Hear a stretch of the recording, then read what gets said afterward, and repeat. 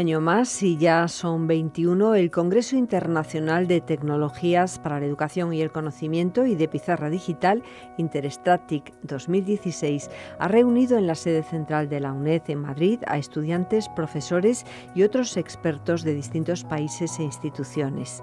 Un encuentro entre culturas y sociedad digital organizado por el Departamento de Didáctica, Organización Escolar y Didácticas Especiales de la UNED en el marco de las actividades del Máster Universitario en Estrategias y Tecnologías para la Función Docente en la Sociedad Multicultural y el Máster Universitario en Tratamiento Educativo de la Diversidad, en colaboración con la red Pizarra Digital.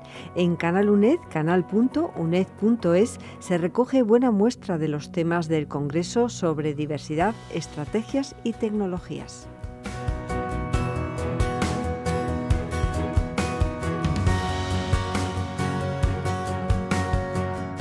Hablamos con el profesor Ramón Ferreiro Gravier y con la profesora Aida Ferreiro. Muy buenos días a los dos. Buenos días. Muchas gracias por acompañarnos. El profesor Ramón Ferreiro, pues de nuevo en este espacio de radio de la UNED y en las emisiones de Radio 3. Él es profesor de la Nova Southeastern University en la Florida, en Estados Unidos, en lo que sería el equivalente a la Facultad de Educación. Exacto. Y además trabajando pues temas de asesoría también internacional para otras instituciones, temas vinculados con las nuevas tecnologías, pero todo girando en torno al mundo de la didáctica. Exacto. Y de la enseñanza y el aprendizaje y la formación del profesorado. Exacto. Y por primera vez, y le agradezco que nos acompañe en este tiempo de radio, la profesora Aida Ferreiro. Sé que ha estado otras veces aquí en la UNED, pero bueno, no hemos tenido la oportunidad, así que muchísimas gracias por acompañarnos. Y bueno, pues ella dirige un centro que es una escuela de educación infantil que está también vinculado en cuanto a la práctica y a la investigación a la Nova Southeastern University. Exacto. Además, ambos pues muy vinculados a la red Talento que ha presidido durante muchos años el profesor Ramón Ferreiro. Así que bienvenidos, y yo creo que, si les parece, comenzamos por el profesor Ramón Ferreiro, porque en estos últimos congresos pues hemos ido avanzando una lección más en ese mundo de la didáctica, digamos en la era de Internet, porque empezó hablándonos del hilo de Ariadna, de la tecnología. Después, el año pasado, nos hablaba de la didáctica 3.0 y ahora nos habla de la didáctica en tiempo de Google. Me gustaría, profesor, que nos hiciese un pequeño recorrido, porque en muy poco tiempo han cambiado mucho las cosas, pero la base sigue siendo la misma. Exacto, sí, con mucho gusto, y gracias nuevamente por tenernos aquí y poder compartir ideas. La didáctica, todos lo sabemos, es una ciencia, y es una ciencia experimental. Para muchos, normatividad que no suprime esa intuición inteligente y profesional del buen maestro, normatividad que tampoco suprime la creatividad que todo profesional debe de tener en su acción diaria, pero sin duda es experimental y sin duda es normativa. La didáctica en los últimos años está desafiada, presenta muchos retos. ¿Por qué? Porque la manera tradicional, entre comillas, de enseñar y aprender ha dado un giro. Y el giro está dado por varias cosas. Uno, según los expertos, vivimos en un mundo llamado VUCA. Pueden buscarlos en Internet. Hay experiencias muy interesantes caracterizando este momento histórico de la humanidad, que es volátil, que es impredecible y que reclama inmediatez. En ese mundo VUCA hay una generación, la llamada generación del milenio, por otros se le llama Z, por otros se le llama NET, con unas características bien definidas en su forma de pensar, de comportarse, de sentir, de reaccionar. Y como si fuera poco, y el orden no es fijo, la tecnología, que cada vez nos sorprende más. El mundo de los buscadores electrónicos y el mundo de las aplicaciones. Hay aplicaciones prácticamente para todo. Y entonces, ante una ciencia como la didáctica, como también ante otras muchas ciencias, pero estamos hablando de la nuestra, de la didáctica, hay desafíos. Porque los muchachos tienen su teléfono celular, su tablet, su laptop, como una extremidad más, como extensión de su cerebro, de su vida. Entonces, es válido decirle a un chico o una chica que deje el teléfono fuera del salón de clase del aula. ¿Es válido prohibir la tablet o la laptop en el salón, en el aula? Hay discusiones, pero la experiencia va marcando de que es posible trabajar en el aula y trabajar bien teniendo los chicos sus teléfonos celulares y sus tabletas y sus laptops. O sea que la didáctica tiene ante sí preguntas muy interesantes. ¿Qué enseñar por una parte y por la otra parte cómo enseñar? Y en este sentido, cómo enseñar es el gran reto. No cabe duda que hay que integrar las tecnologías. Pero los maestros necesitan antes profesionalizarse en el uso de las tecnologías para la enseñanza, no para lo social, no para las relaciones familiares, no, sino en función del aprendizaje de los escolares, de los alumnos. Y ese es un reto muy fuerte que tenemos todos, hacer de la didáctica un instrumento para resolver los problemas que la sociedad en cuanto a la enseñanza, la educación, tiene en el presente. Como nos dice el profesor Ramón Ferreiro Gravier, no podemos negar ese entorno en que vivimos, volátil, incierto, complejo, ambiguo, VUCA, VUCA, acrónimo en inglés que describe el mundo en que vivimos.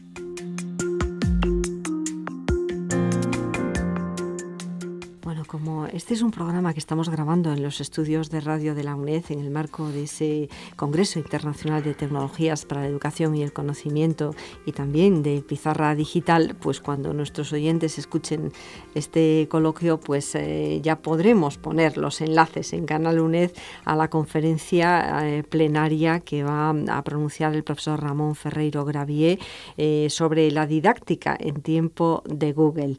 Así que le pediría a la profesora Aida Ferreiro que nos hable un poco de esa escuela de educación infantil que además, fundada en 1966, son muchos años, mucha experiencia, investigación también y práctica, como decíamos, investigación vinculada a esa universidad, a la Nova Southeastern University de la Florida. Me gustaría que nos hablase un poco de cómo están trabajando y cómo ha sido la evolución, porque ha sido muy rápida en la formación del profesorado de educación infantil para poder desarrollar una práctica tan novedosa y además cada año renovándose y mejorando. Con los niños creo que nos había dicho de 0 a 6 años. A 6 años. Ante todo, muchas gracias por la invitación. Pues nosotros en la ciudad de Miami tenemos un centro, el centro Arrowhead Nursery and Kindergarten, que como usted bien dice, está abierto. Hace 50 años que abrió sus puertas a la comunidad de Miami. Ahí asisten niños desde 2 meses hasta 6 años. Todos, continuamos desde que entran a nuestro centro con la estimulación tanto emocional, social como cognitiva. También es un centro de investigación de la Nova Southeastern University. Ellos, por ejemplo, nos asesoran e investigan sobre todo el desarrollo emocional y social de los niños y están, dando actualización docente a nuestros maestros para que ellos, en su práctica diaria puedan llevar una mejor enseñanza a nuestros niños y una mejor estimulación emocional y social. Nuestro centro, entre la estimulación que reciben, por ejemplo, tratamos de que nuestros niños practiquen en todo momento lo que se llama la metacognición. tanto en todas las actividades que realizan nuestros niños. Por ejemplo, le mandamos proyectos que pueden hacerlos en su casa o se hacen con los maestros en el salón de clase. Bueno, pues ellos tienen que hacer una metacognición de qué hicieron, cómo lo hicieron, cómo se sintieron. Eso hacemos que ellos lo reflexionen. Y entonces hace, bueno, pues que tengan un crecimiento tanto cognitivo como desarrollo emocional y además el desarrollo del lenguaje, que es muy importante también. Un ejemplo de esos trabajos, por ejemplo, ahora en el verano los llevamos al zoológico.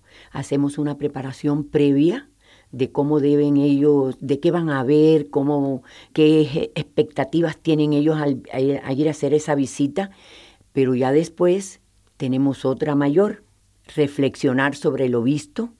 ¿Cómo pueden hacerlo? Muchos de ellos no saben escribir, pero sí saben dibujar y expresan con palabras y con dibujos. Se hacen exposiciones de todo lo que ellos vieron, de todo lo que ellos, cómo se sintieron en esa visita.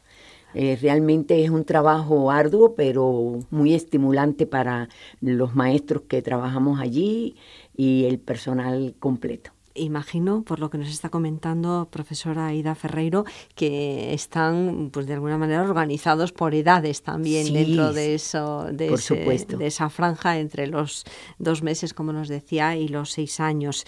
También me gustaría una referencia, al hilo de lo que nos decía el profesor Ramón Ferreiro, a las tecnologías. Utilizan, porque los niños, yo creo que ya desde los 2 años ya utilizan las tablets y los teléfonos, y bueno, con consentimiento o sin consentimiento, pero casi siempre con consentimiento de los padres. Y bueno, ya no hablamos de la exposición a las pantallas de televisión o incluso a los ordenadores que un niño tan pequeño ya tiene desde el propio hogar. ¿Cómo trabajan en el kinder, en la escuela infantil, con estas tecnologías que forman parte de las vidas de estos niños y niñas? Pues cómo no. Ante todo nosotros, bueno, pues estamos asesorados también por el doctor Ferreiro, que es un asesor tanto para mí como para los maestros que nos tenemos a nuestro cargo en la escuela. Y en la tecnología, bueno, pues por supuesto, pues él también nos asesora y nuestros niños utilizan la tecnología, por supuesto, en forma didáctica, manejada por tiempos. Los maestros manejan por tiempo qué pueden hacer y el tiempo en que ellos pueden desarrollar esa actividad con la laptop o con las computadoras, que tenemos un centro de computación en el centro también. Ellos, por ejemplo, ahí se hace trabajo en la computadora, se hacen trabajos tanto cognitivos, de matemática, del lenguaje, de ciencias, de cualquier actividad que puede ser para ellos recreativa, pero en el fondo tiene un desarrollo cognitivo. Estamos contribuyendo a su desarrollo cognitivo, porque realmente, aunque son niños de educación temprana y de educación infantil, no podemos abstenernos de que están inmersos en un desarrollo tecnológico, que lo tienen en su casa. Bueno, y de alguna manera además es la base del sistema educativo, la educación infantil. Entonces nosotros no nos podemos abstraer de ese evento que ellos ven y son partícipes todos los días, en cualquier ambiente en que se desarrollen. O sea, si están en su casa, si están en la calle, la tecnología está con ellos también. Pues en el centro, aunque ellos son infantes, tienen también pues necesidad de hacer uso de esa tecnología.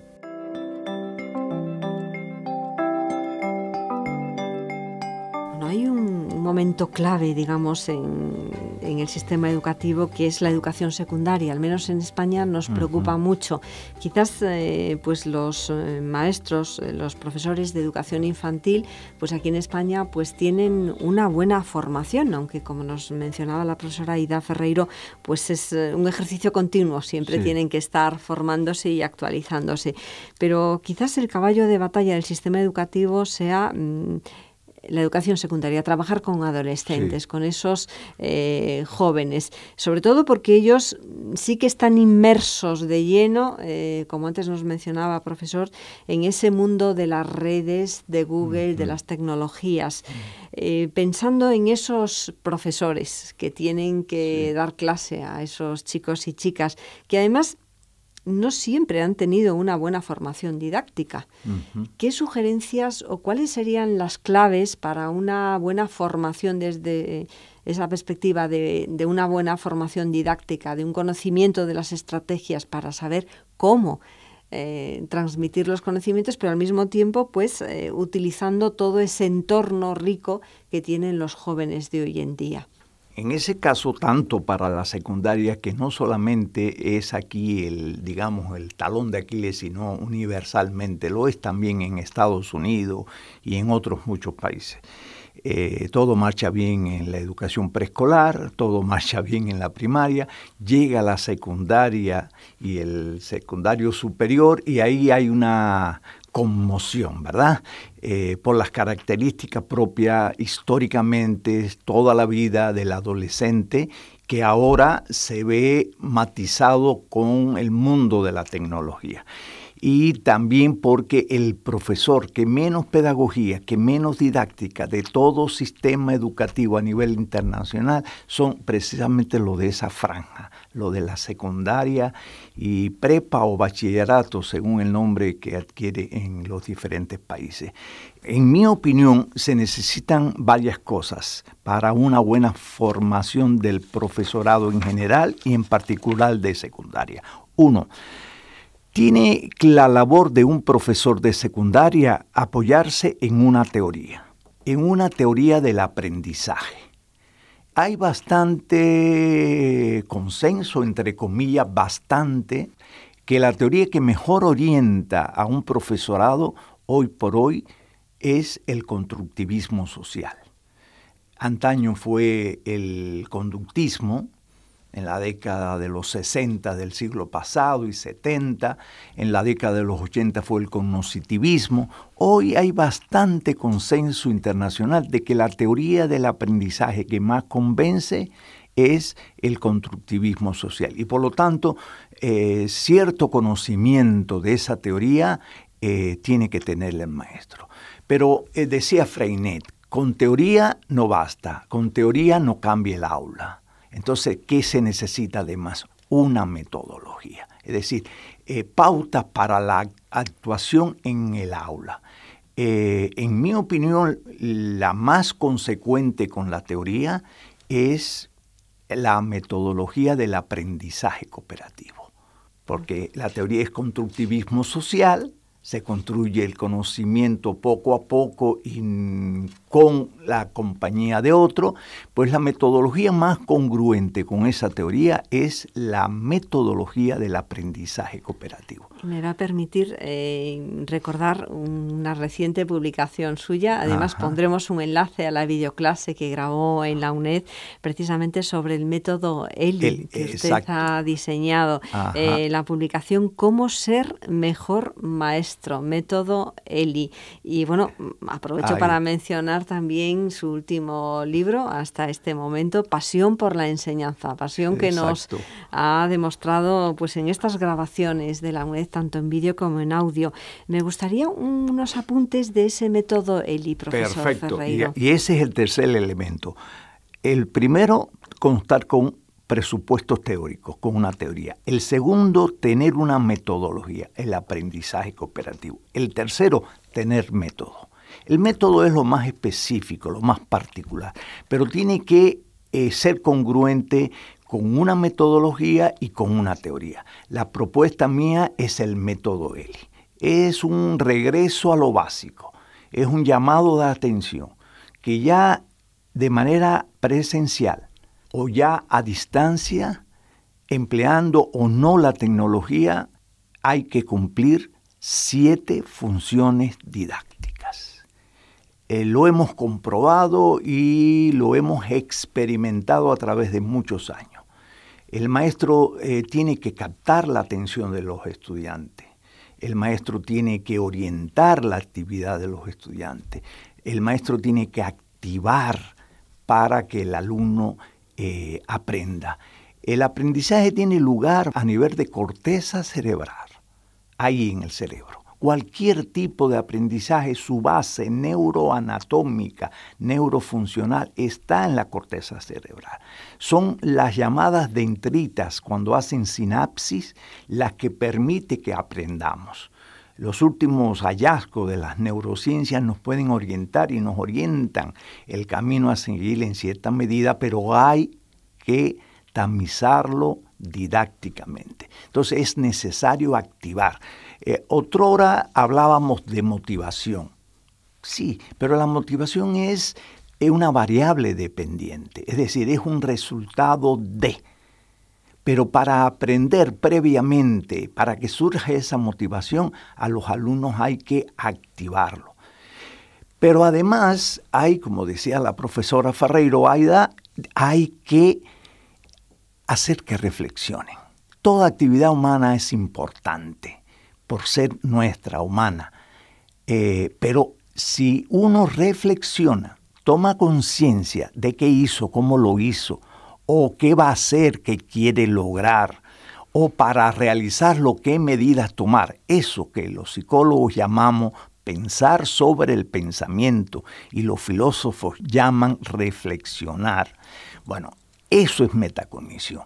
Y las investigaciones dicen, todos somos potencialmente inteligentes y creativos, pero los más tienen las habilidades metacognitivas muy elevadas.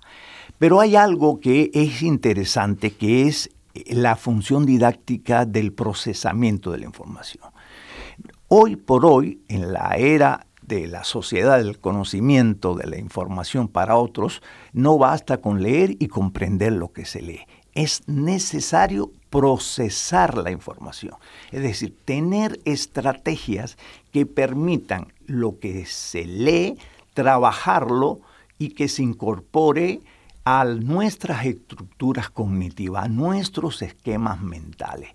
El procesamiento de la información es básico y hay que darles estrategias a los muchachos para que la procesen. Aquí se da una contradicción. Por vivir en este mundo buca de tanta información, la mayor parte de la información se hace obsoleta en muy poco tiempo. Entonces, más que darle información hecha, más que hacer que la repitan tal cual, lo que es necesario para preparar a los jóvenes para toda la vida es enseñarles a procesar información, darles estrategia, porque partimos de que esa información pronto, la que le estamos exponiendo, va a caducar, o la que aparece en un texto va a caducar. Entonces, que procesen información y que sean capaces ellos de incorporarla a sus esquemas mentales y recambiarla en la misma medida en que el tiempo pasa. Esto se da a la mano porque esta generación de pronto se habla de maker, M-A-K-E-R, maker, que es toda una cultura de estos jóvenes de secundaria. Quieren con los equipos electrónicos de un tipo o de otro estar buscando información y haciendo. El aprender haciendo. En la época de Freinet, y lo vuelvo a repetir, era la época de la imprenta, que hicieran publicaciones a la usanza de aquel tiempo. Bueno, a la usanza de los nuevos tiempos, los makers quieren hacer con la información que procesan algo. Y eso, por lo regular, es en Facebook, en un blog, en Wiki, en los distintos medios electrónicos que tienen a su alcance. Y es magnífico, pero el maestro tiene que estar capacitado.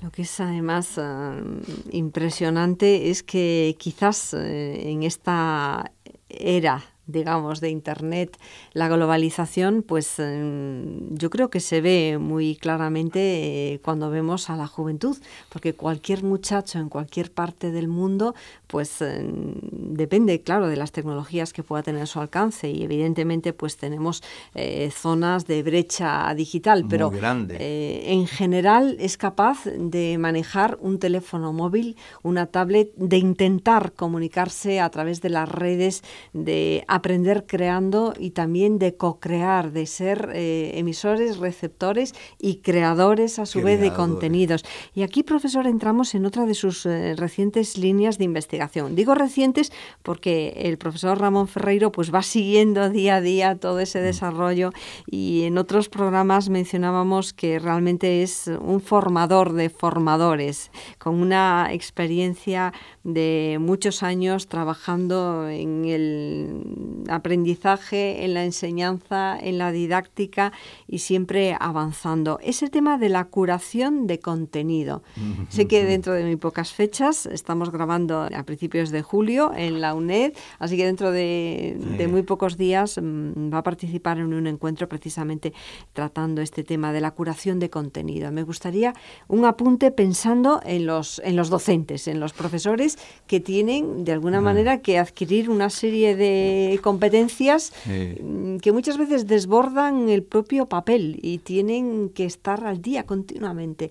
¿Qué es esto de la curación de contenido? Es una tendencia. Es una tendencia relativamente joven, nueva, muy bien justificada. Si decimos que hay una explosión de información, si decimos que no se puede enseñar todo en el aula, ni en un curso escolar sobre una materia, una asignatura, pues hay que hacer una selección, una buena selección de contenido, es decir, de temas, de tópicos, y para que los alumnos procesen esa información.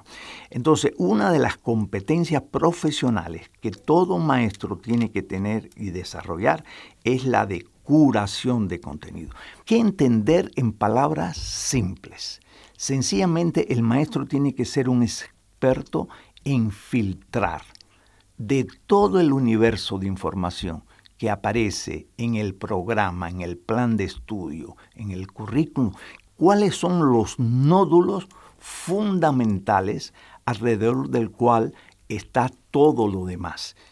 O sea, filtrar, seleccionar los puntos claves temáticos y entonces desarrollar, orientar toda una serie de actividades que incluye, por supuesto, la búsqueda en el Internet, en el mundo del Internet, con estrategias muy orientadas. Por ahí va esta tendencia en desarrollo que se llama curación de contenido. Y es una tendencia muy, digamos, congruente con esto del mundo en que vivimos. Es una competencia que no solamente tiene que tener el maestro como competencia profesional, sino que es una habilidad que tiene que desarrollar en los estudiantes de todas las edades, pero fundamentalmente de secundaria y de universidad. ¿Por qué? Porque cada estudiante debe a su vez ser capaz de filtrar del universo de la información aquella más que tiene más sentido y significado para él, para lo que quiere hacer, para lo que quiere demostrar, para el desempeño de él en un área determinada y tener, por lo tanto, éxito.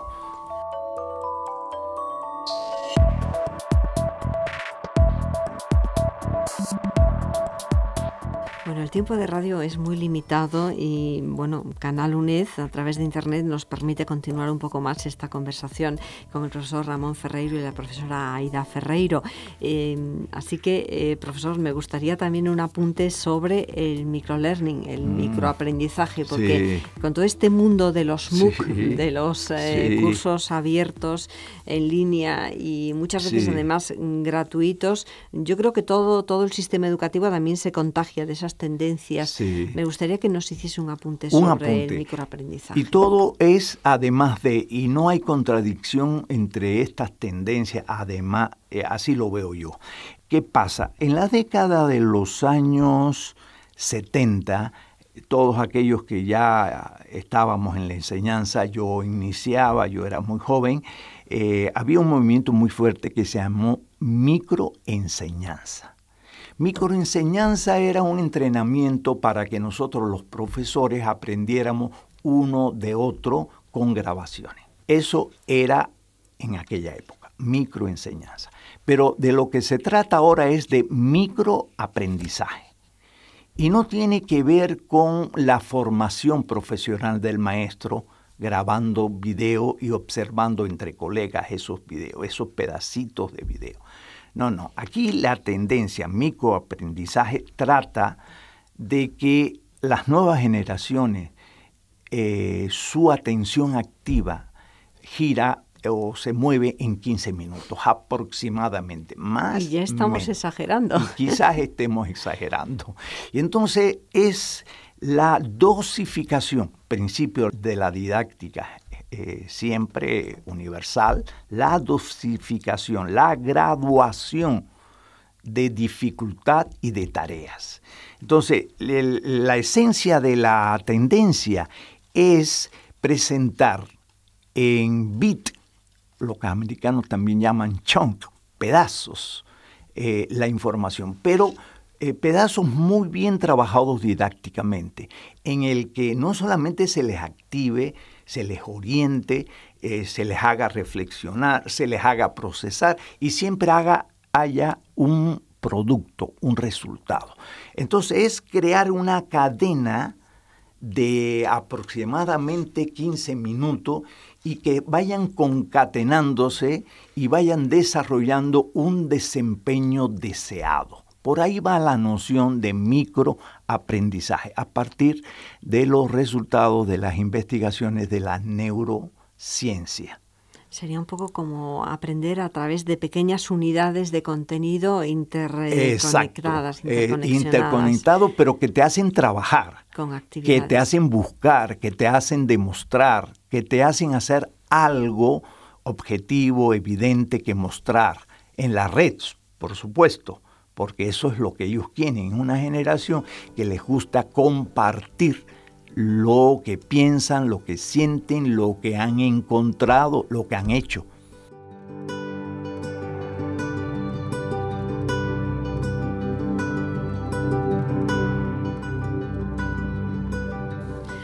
Ya por último, Aida Ferreiro, me gustaría volver a esa educación infantil, ese pilar. Con la experiencia de muchos años trabajando con profesores de educación infantil y con niños, a lo largo, pues como decíamos antes, de varias décadas, ha habido una evolución muy grande, se ha transformado el mundo en el que vivimos.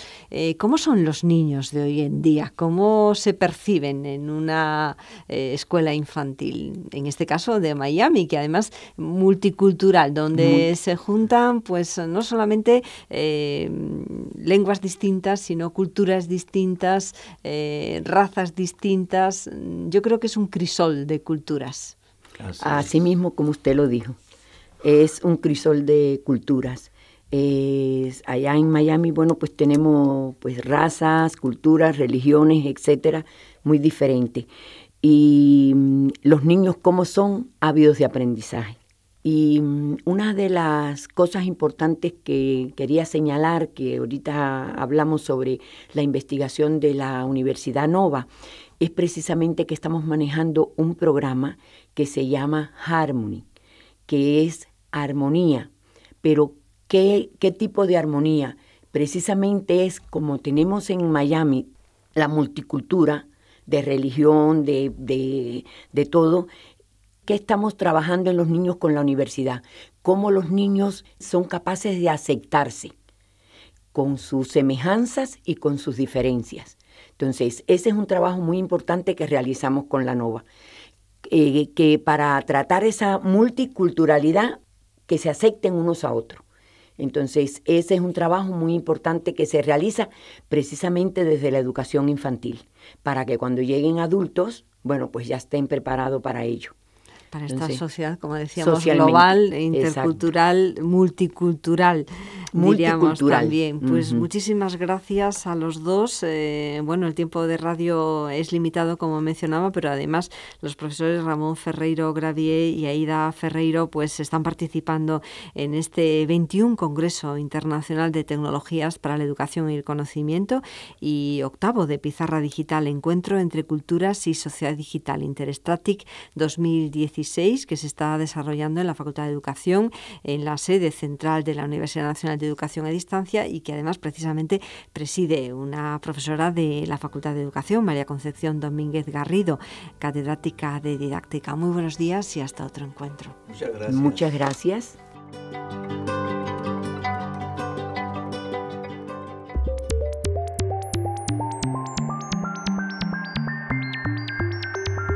Sin distancias, en Canal UNED, una producción del Centro de Medios Audiovisuales de la UNED, con enlaces de interés sobre los temas propuestos, canal.uned.es.